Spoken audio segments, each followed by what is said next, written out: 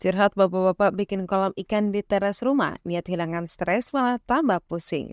Satu hobi yang banyak diminati seorang pria ketika sudah menikah adalah memelihara ikan di akuarium maupun kolam. Termasuk pria ini yang rela mengeluarkan sejumlah uang untuk membuat sebuah kolam ikan kecil di teras rumah.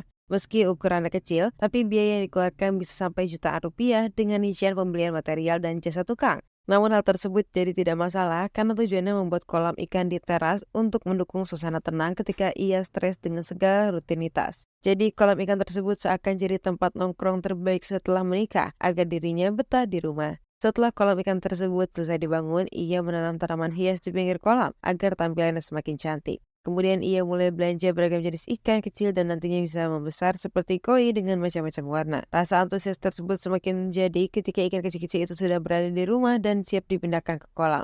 Sebelum dipindahkan, ia melakukan proses aklamasi beberapa menit terhadap ikan-ikan tersebut agar bisa beradaptasi dengan lingkungan baru. Sehingga nantinya ikan tidak stres saat dipindahkan ke kolam atau mungkin dalam kasus yang lebih parah bisa meregang nyawa. Dirasa aklamasi sudah cukup, ia mulai mengeluarkan ikan dari plastik dan dipindahkan ke kolam. Terlihat ikan-ikan itu tidak berpencar. Meski ukuran dan warnanya berbeda-beda, mereka berdiam di satu titik. Hingga akhirnya belum genap 24 jam, ikan itu dipindahkan, semuanya sudah tidak bernyawa tergeletak di dasar kolam. Imajinasinya untuk berdiam diri di teras sembari melihat ikan berenang di kolam setelah pulang kerja pun kini pupus. Sekitar 12 ekor ikan yang dibeli tidak tersisa satupun yang masih hidup. Semuanya harus dikubur untuk mencegah aroma bau tidak sedap. Kejadian ini membuatnya bingung terkait pemeliharaan ikan di kolam. Ia tidak menyangka ternyata memelihara ikan tidak semudah seperti yang dilihatnya di media sosial.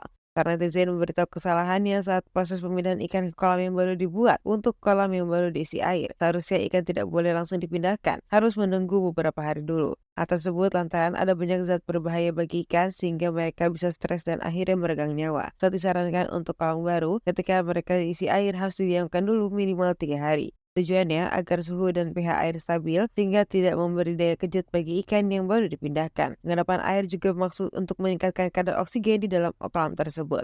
Fungsi lainnya adalah untuk menetralkan zat berbahaya sehingga tak ikan dapat bertahan hidup di dalam kolam. Perlu diperhatikan juga kualitas air yang dipakai karena air merupakan ruang hidup bagi ikan. Seperti udara yang tercemar membuat manusia stres dan terganggu kesehatannya. Berbeda saat udara jauh dari polusi yang dapat membuat nyaman.